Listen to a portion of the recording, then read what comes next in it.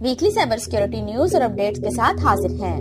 سب سے پہلے head line, Australia کے کسینو دیو کرون ریزورٹ نے کلپ رینسم ویئر حملے کے بعد ڈیٹا کی خلاف ورزی کا انکشاف کیا۔ امریکہ نے کاؤنٹر رینسم ویئر کی بازیابی کے لیے کوسٹا ریکا کو $25 ملین دینے کا وعدہ کیا۔ 17% security leader cyber security team کو مکمل عملہ سمجھتے ہیں۔ لیٹیٹیوڈ فائنینشیل کا کہنا ہے کہ ہیکرز کے ذریعے چوری کیا گیا ڈیٹا 3,30,000 سے زیادہ صارفین کا تھا۔ 14 ملین کوشش کریں۔ ان سب کی تفصیل جاننے کے لیے دیکھتے رہیے ویکلی سائبر سیکورٹی نیوز۔ خبریں تفصیل کے ساتھ۔ آسٹریلیا کے کسینو دیو کرون ریزورٹس نے کلپ رینسم ویئر حملے کے بعد ڈیٹا کی خلاف ورزی کا انکشاف کیا۔ کسینو کمپنی ہائی پروفائل تنظیموں کے سلسلے میں تازہ ترین ہے، جس نے فورٹرا کے گو اینی ویئر MFT محفوظ فائل ٹرانسفر ٹول سے متعلق ڈیٹا کی خلاف ورزی کا انکشاف کیا ہے۔ یہ واقعہ جنوری میں پیش آیا تھا، لیکن کمپنی نے اس ہفتے ڈیٹا کی خلاف ورزی کا انکشاف کیا۔ کرون ریزورٹ کی جانب سے 27 مارچ کو شائع ہونے والے ایک بیان جزوی طور پر کہا گیا، ہم اس بات کی تصدیق کر سکتے ہیں کہ کسی بھی صارف کے ڈیٹا سے سمجھوتا نہیں کیا گیا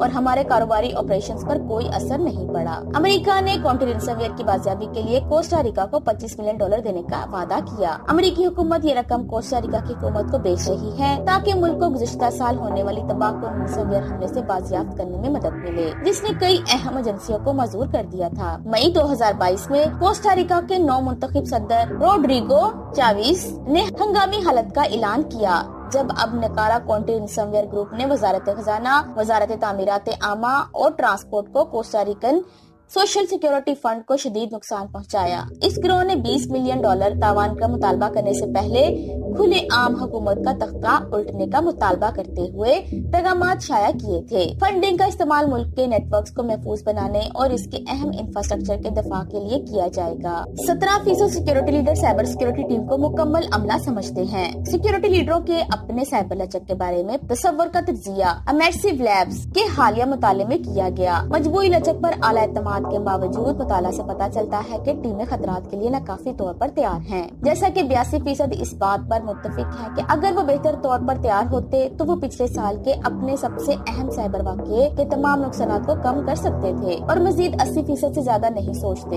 یا یقین نہیں رکھتے۔ ان کی ٹیمیں مستقبل کے حملوں کا جواب دینے کی صلاحیت رکھتی ہیں۔ 17% جواب دہندگان اپنی سائبر سیکورٹی ٹیم کو مکمل عملہ سمجھتے ہیں، اور تقریباً آدھے جواب دہندگان تسلیم کرتے ہیں کہ وہ سائبر صلاحیتوں کی پیمائش کرنے کے قابل نہیں ہے، جس سے تنظیم کی تیاری پر اعتماد میں مزید کمی واقع ہوئی ہے۔ لیٹیٹیوڈ فائنینشیل کا کہنا ہے کہ ہیکرز کے ذریعے چوری کیا گیا ڈیٹا 3,30,000 سے زیادہ صارفین کا تھا۔ 14 ملین کوشش کریں۔ کمپنی نے پیر کو انکشاف کیا کہ اس نے اس ماہ کے شروع میں اپنے نیٹ ورکس پر مشتبہ سرگرمی کا پتہ لگایا تھا، لیکن ہیک سے متاثر ہونے والے صارفین کی تعداد کے لیے اس کا ابتدائی اعداد و شمار بعد میں ہونے والی تحقیقات سے ڈرامائی طور پر کم تھا۔ لیٹیٹیوڈ آسٹریلیا اور نیوزی لینڈ میں ریٹیل برانڈز کی ایک حد سے خریداری کرنے والے صارفین کے لیے ذاتی قرضے اور مالیات پیش کرتا ہے۔ اس قسم کی فائنینسنگ کے لیے درخواستوں میں عام طور پر صارفین کو فراڈ اور کریڈٹ چیکنگ کے مقاصد کے لیے خاصی مقدار میں ذاتی ڈیٹا کا اشتراک کرنے کی ضرورت ہوتی ہے۔ اس خلاف ورزی میں 7.9 ملین آسٹریلوی اور نیوزی لینڈ کے ڈرائیور لائسنس نمبرز کے ساتھ ساتھ گزشتہ 10 سالوں میں صارفین کے ذریعے فراہم کردہ 53,000 پاسپورٹ نمبرز کے ساتھ پاسپورٹ نمبرز کے ساتھ ساتھ کم از کم 2005 کے مزید 6.1 ملین پی ریکارڈ شامل ہیں۔